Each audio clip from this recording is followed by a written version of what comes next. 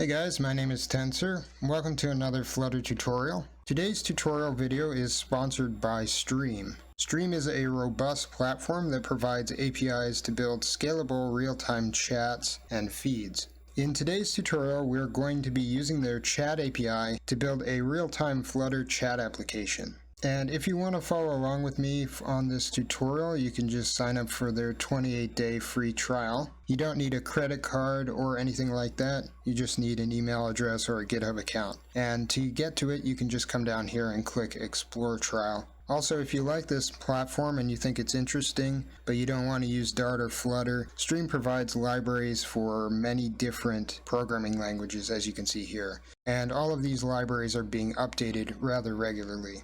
They've also got really nice documentation. If you want to take a look at some of the more detailed features of this platform, you can come into their documentation and look at them by language. Alright, so let's get started with our application. So first we need to define an application inside of the Stream API. And I've already gone ahead and done that by creating a new development app called Example Application.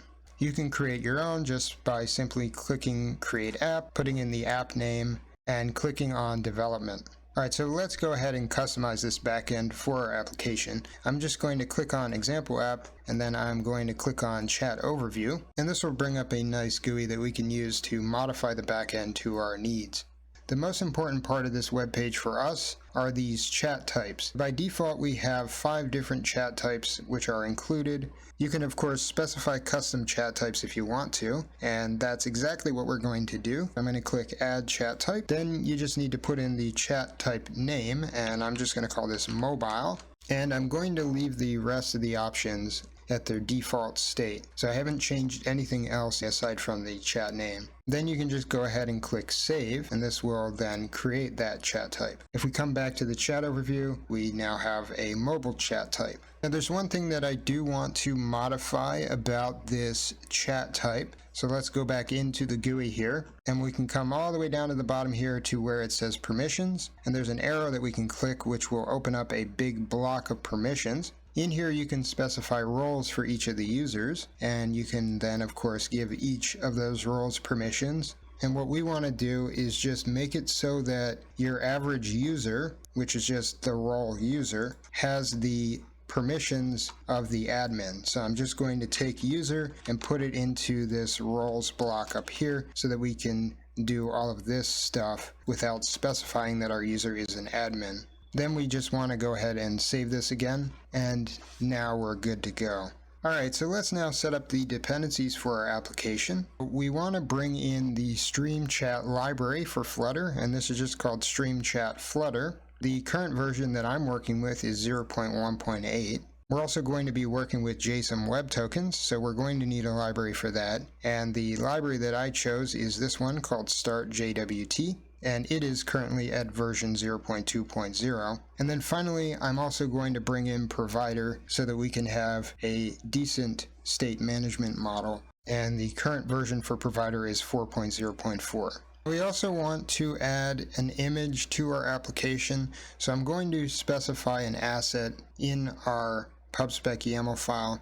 And this asset is just a logo.png file, which is inside of a folder that I've created here called images. And you can see this is just the logo, and we're going to use it in our application on the splash screen. Let's go back to our chat app, chat overview, and get our API key and our secret key. The API key allows us to access this API, and then the secret key is what we're going to use to create JSON Web Tokens so that we can validate each of the users. So we want to take both of these values and put them into constants, and I put them into a file called api.dart. This way we can access them inside of our application just by importing the file. Let's set up our state management. We can go and create a file called model.dart, and in here we'll create a class called chatModel, which extends change notifier, and we'll use this class to keep track of the variables that will change in our application, and we'll use it along with provider to be able to inject it anywhere in our widget tree. We can now go to our main.dart file and add the change notifier provider to the very top of our widget tree. I'm going to inject it above our material app, and we want to use a change notifier provider because our chat model is a change notifier. We need to specify that the material app and the rest of our widget tree is the child for this change notifier provider, and then we need to create a create field which takes in the context and then creates our model. Alright, so now let's build our splash screen. And for our splash screen, we want to make it so that a user can sign into our chat application by specifying a username. And then when they put in their username, they can click a button, which will then send them to the chat list. Then they can select one of the chats and go inside of it and use it. So here we just have a scaffold, an app bar, and a container in the body. So let's set up the app bar. So I'm just going to put in some text. We'll just call this the stream chat app, and then we'll give it a background color of colors blue-gray. Then for the body, let's replace the container with a column so that we can have multiple widgets in the body. And we'll start out with a hero widget, which will show our logo. So this is just a hero widget with a tag of logo, and inside of it we have a container with a width of 400 pixels. So it's nice and large. And then we have our image asset that points towards images logo.png. And because I want this to take up most of the screen, I've wrapped it in and expanded. Now below this hero widget, we'll create a form. And for this form, we want to create a form key. Let's create a global key with form state inside of it so that we can access the form state. And then we also want to create a text editing controller. Because this is a stateless widget, we'll define both of these as final and we'll initialize them in line like this. Now back down at our form, we can put in the key, and we can also put in a text form field as the child. Let's flesh out this text form field. So we need to put in the controller that we just created. Then we'll also specify that we want the keyboard type to be a text input type of text. And then we can give it some decoration. So I'm going to make the border an outline input border, and then I'll add some hint text to tell the user what this form field is for, and that is for entering a username. Here's what our application looks like thus far in our emulator. You can see we've got our logo, and of course we have our app bar that says Stream Chat App, and then we've got the input box with the hint text that says enter a username. Now below our form, we want to create a button. So we'll create a container, we'll give it some padding, and then we'll have a material inside of this. We'll give it a color and some elevation and a border radius so that it's a bit circular. And then we can put a material button inside of here, give it a min width and a height, and we'll give this a child where we have some text that says submit. Now we have this nice rounded button underneath of our input box. And of course, if we click on this button, it does nothing because our onPressed function is empty at the moment. Alright, so now we've got the UI of our splash screen set up fairly nicely. Let's go and create some of the logic that we're going to need to actually sign in. So let's go back to our model. What we want to do is create a constructor for this chat model object. And inside of this constructor, we want to specify a new client that connects to the Stream API. This is just a client object that takes in an API key, and then we can specify a log level if we want to see various different events. And currently I'm going to put that log level at severe so that we see failures if our application encounters any of them. So when our chat model is created, and this is at the very top of our widget tree, we put this client inside of the client variable that we have here. This client acts as our main entry point to the API. It gives us access to HTTP events, and most of the stuff that we do through the client is done via a WebSocket.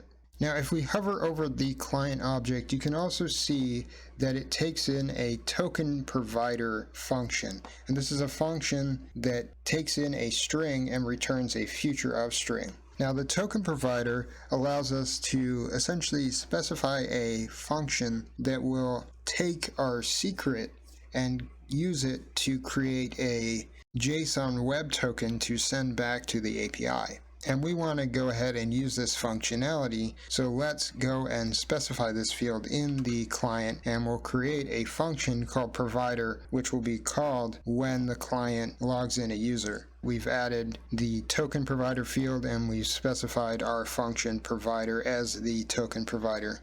To create our JSON Web Tokens, we need to set up a JSON Web Token codec using our secret. So we can just say final JSON Web Token codec equals JSON Web Token codec and put in our secret value. Then we want to create a map with the payload that we're going to pass into our codec to create the JSON Web Token.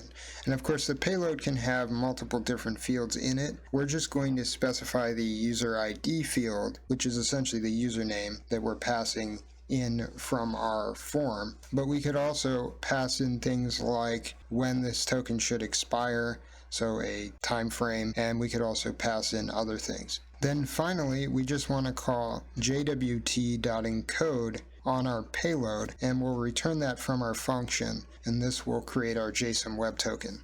And then finally, we want to add a getter for the client in our model so that we can get it. So we can just say client get client and point it towards the client here. Let's now go back to the build function in our My Home widget, and we can use our provider to get the chat model.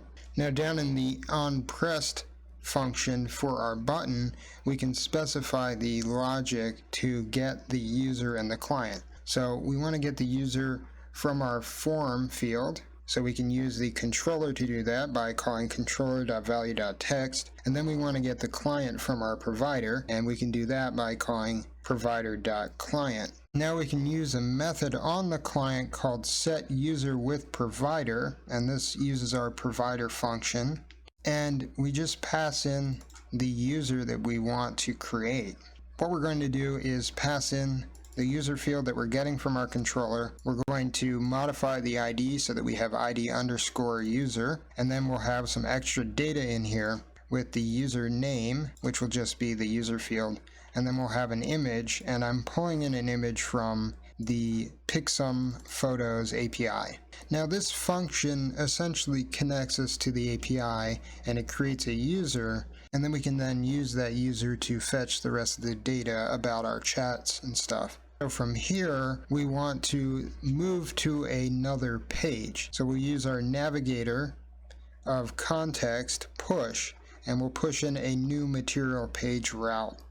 Inside of this material page route, we'll have our builder, and the builder will build out a stream chat inherited widget, and this is a inherited widget that we get from the library, and we can use this to take the client and embed it in the rest of our widget tree. And then the child of this inherited widget will be a channel view widget, which will be the next page that we're moving to.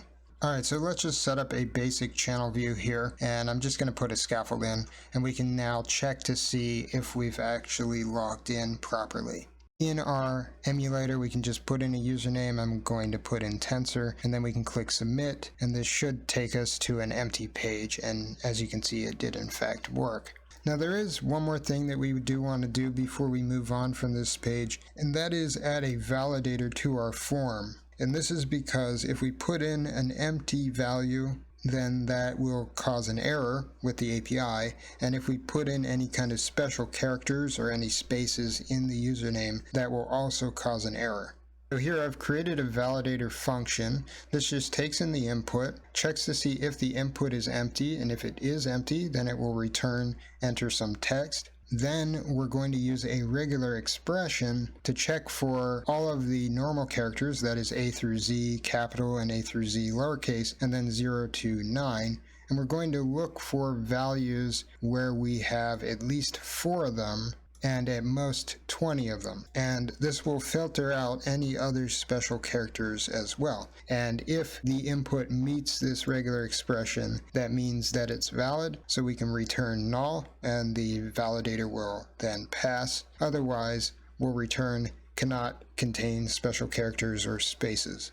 Now we want to call this validator, and we can do this using our form key. So we can check to see if the form key's current state validate, then we'll run the rest of our function. Otherwise, we'll just do nothing with our onPressed function. So now you can see here, if I just click submit with nothing in the username box, we get back an error that says enter some text. And then if I enter an invalid username, say with spaces, and hit submit, it will also give us an error, cannot contain special characters or spaces. Alright, so that's it for our splash screen. The splash screen works as we would expect. So now let's move on to our channel view. And we want our channel view to be very similar to our splash screen because we also want to have an input box like this so that we can select a channel from the list. And we also want to display the list where we have our logo. So we'll have an input box and a button, and then we'll have a list above it. To make things easier on us, we can take both our form and our button and extract them out into their own classes so that we can reuse both of them on our channel view widget. So first let's start with the form. So we'll create a new widget here called custom form, which is a stateless widget. And you can see we have a few errors here. So we need to pass in the form key and the controller, and we also want to have custom hint text. So we'll also pass in a new value for that as well. So let's go ahead and create these fields, and then we'll add them to the constructor. And then we can just take them and put them in their appropriate spaces. So the hint text will go there, and then the controller can come here, and the form key can go right here. And now we can come up here and replace our form with just a call to create a custom form widget. And we can just pass in the controller, the form key, and the hint text. Now let's grab our button. So we want to grab from here all the way down to the bottom where the container stops. Just copy that, and we'll create another widget called custom button.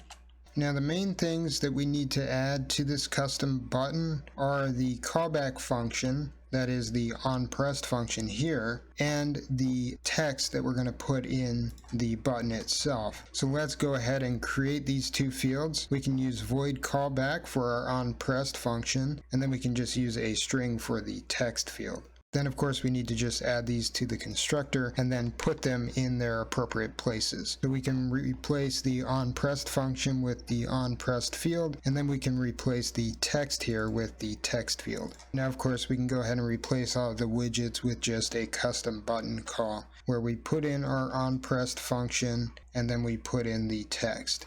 And to clean up our main.dart file, I'm just going to extract both the custom button and the custom form into a new file called utils.dart. So here we just need to import Flutter material, and then in our main.dart file we can just re-import the utils.dart file. Alright, so now let's flesh out the channel view. In our scaffold we can create a new app bar, and we'll give this a title of channel list. We'll give it some background color of blue-gray, and then we can add our hero logo to it so that we can have that image on the app bar. And we'll just put this in the leading position. Now if we log in from our emulator, you can see this is what our app bar looks like. So we've got the icon on the left, and then we've got the title. Now for the body of this scaffold, we of course want another column because again we're going to have the channel list at the top, and then we'll have the input and then the button so that we can select a channel. Now we can use our provider and this stream chat inherited widget to gain access to our client and other data. So let's go ahead and use the stream chat widget by calling stream chat of and passing in the context, and we can get the client from this by just calling streamchat.client. We can go ahead and use a future builder in our body to get our channel list. And of course the future builder listens on a future, and then it displays widgets based on the future state. So we'll create a method here called getChannels, which takes in the stream chat state, which is this stream chat field that we got from our inherited widget, and it will then return a future list of channel. So first we want to specify that we want to filter on the type of the channel, and we want it to be mobile because remember we created that mobile type. Then we want to sort the incoming channels by the last active channel, and we can do this by creating a sort option object and passing in last message at, and then passing in the direction, and we'll have it be descending so that the last active channel will be at the top of our list and then the least active channel will be at the bottom of our list. Now finally we can use our state and the client inside of the state to query the channels with our filter and our sort, and we can then return this because it will give us back a list of channels. Alright, so now let's fill out the future builder. So we want to listen on get channels on the stream chat data. First, for our builder, we need to pass in the context and then the async snapshot, which will be an async snapshot with our list of channels inside of it. And if the snapshot does not have any data, we'll return a center with a circular progress indicator. If our snapshot data length is equal to 0, meaning we have no channels, we just want to return a container. Otherwise, we'll return a list view where the scroll direction is vertical, and the children will be a function that we're going to create called create list of channels. And this function takes in the snapshot data, which is the list of channels, and then the context. Now we want to add a few new things to our chat model before we go forward. So first we'll add two new fields. One will be the channel name, which will be a string, and then the other one will be the current channel, which will just be a channel type. And this will be the current selected channel that we're going to navigate to. Let's create a getter and a setter for the channel name, and the getter is pretty straightforward.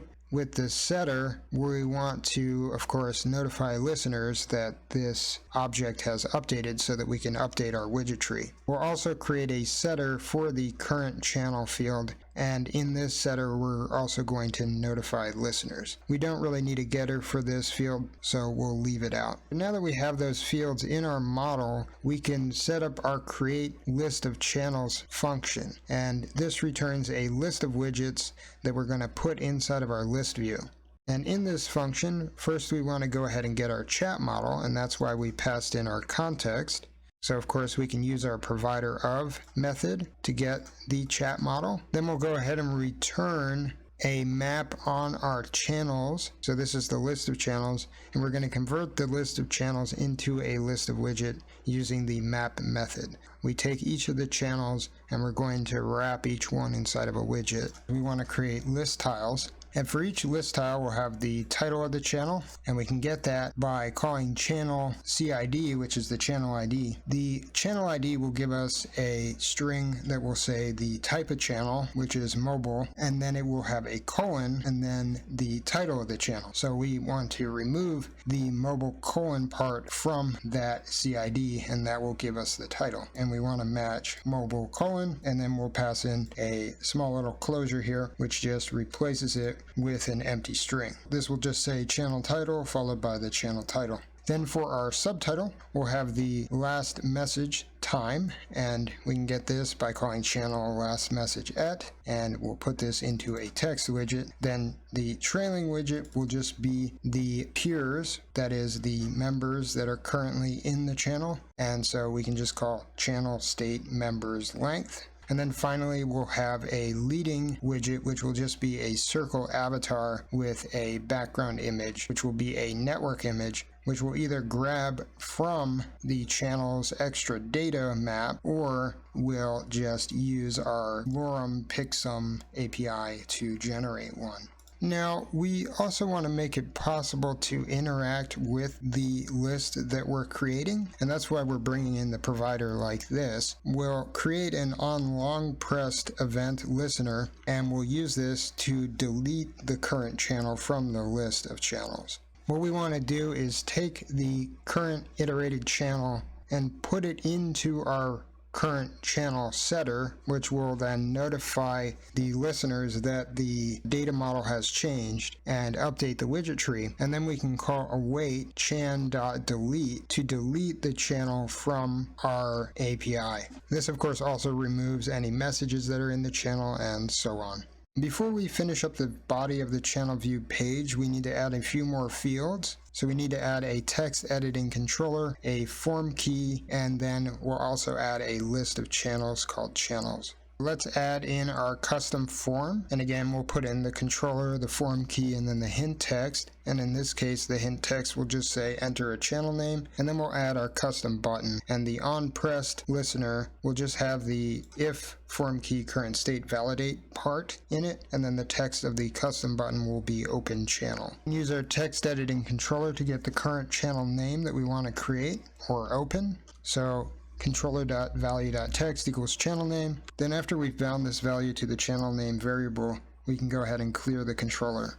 This will clear the form and clear the text box. Now we need to create the channel, and to do this we can use our client again, and we can use a method inside of it called channel. This method takes in the type of channel that we want to create or query or whatever. We'll put in the type, which is mobile. Then it takes in the ID that we want to add to this channel, and we'll just use our channel name for this. And then finally we can add some extra data like an image to the channel, and we'll go ahead and add this to the method call by putting in a map and then putting in the keys that we want to specify. And in this case we're just putting in an image, and we're using our lorem pixum API again. Some of you may have noticed that the format that we're using to create the channel, and the format that we use to create the user, and even the format that we use to query the channels is very similar to JSON. And of course this is not an accident, because the backend uses MongoDB. Now after we've created the new channel, we want to go ahead and get all of the channel titles of the current channels in our channel list. So we can use our channels list, we can map over it, and then we can just get the CID and pass it into the channel titles. And we're going to use this to see if our channel already exists or if it needs to be created. We also need to populate our channels list. So we need to go back up to our builder for the future builder and call channels add all snapshot.data. And we want to call this after we check to see if the snapshot has data or not. So if our channel titles does not contain the channel name, we'll call channel.create, which will create the channel by calling to the API. And of course we need to await on this. And then afterwards we'll call await channel.watch, and we'll do this regardless. And essentially what this does is it gets the initial channel state, and then we can use that to display all the data inside of the channel. Then afterwards we want to take our provider and take the current channel field and then put the channel inside of it, and this will cause our widget tree to update. Now the final thing that we want to do in this function is again call to our navigator to push into a chat page based on the channel. And again, like with our chat view, we have another inherited widget that we can wrap this chat page widget in. And this inherited widget this time is called stream channel. This allows us to then put in the channel, and this lets us expose the channel to all of the children in the widget tree. So this exposes channel to chat page and its children. Let's create chat page. So currently it's just a stateless widget with a empty scaffold inside of it. Now let's go ahead and test this functionality. So let's add a new channel. So I'm just going to call this channel test. And as you can see, it moves me to a new page. If I go back, we can see that we do in fact have a channel title of test in our list now. And we can add a few more. So let me add a channel called example. And again, it gets added to our list and we get moved to the page and so on. We can also test the delete functionality. If I long press on one of these tiles, it gets deleted, and I can do that for the last tile as well. So let's go ahead and flesh out the chat page. For the chat page, we have a bunch of prefabricated widgets that we can plug into the scaffold. We can add a channel header, and this will create a channel header based off of the channel that we're navigating to. And this will grab the channel from the stream channel inherited widget. Our body will create a column, and we'll have a message list view, which will show all of the messages in the channel. And we have various properties that we can change in this message list view to make it more customizable. And then finally, at the very bottom, we'll have a message input field, which will allow us to send messages into the channel. Let's go into a channel called test. And when we open that channel, you can see that we now have a full chat screen, and we can write text messages into this. It will show up in the channel. We also have the ability to add files and attachments and stuff.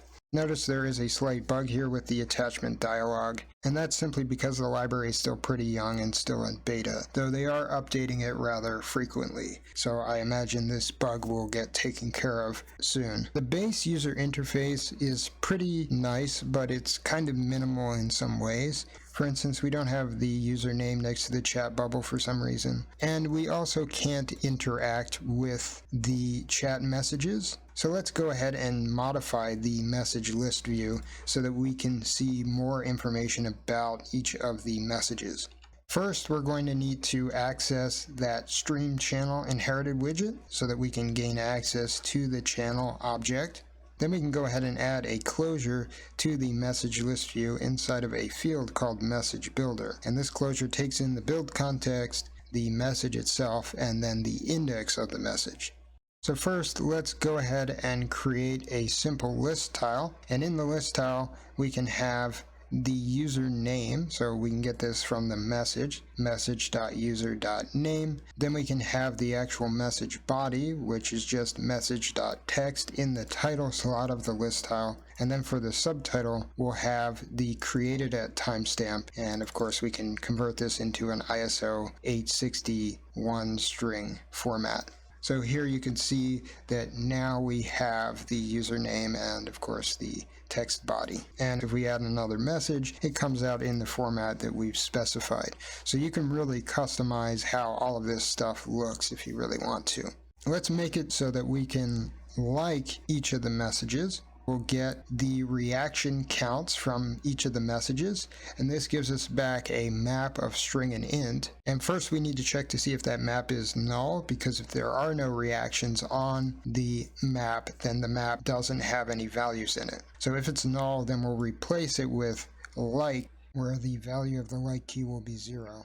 Inside of our list tile, we can add a trailing widget, which will just be a text, and this will have the likes counter. So we can just call message reaction count and then get the like key. And of course, if this is null, then we'll just put in 0. Each of the messages now has a likes counter. Now finally, to add a like to each of our messages, we can go ahead and just call channel.sendReaction, pass in the message ID, and then pass in the like key. So it will increment the like value inside of the reaction counts map. Now I can tap on the message and you can see that the likes counter goes up by 1. And if I tap on it again, notice the likes counter doesn't go up any further, and that's because a user can only have a single reaction type for each message. You can have as many reactions as you want. So if we wanted dislikes, we could put those in there. If we wanted thumbs up, we could put those in there. And of course, we could just name the reactions whatever we want.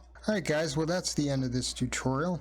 If you want to check out more information on Stream and on the Stream platform, I'll make sure to leave a link in the description. And of course, as always, I'll put the code for this tutorial into a GitHub repository so you guys can take a look at it.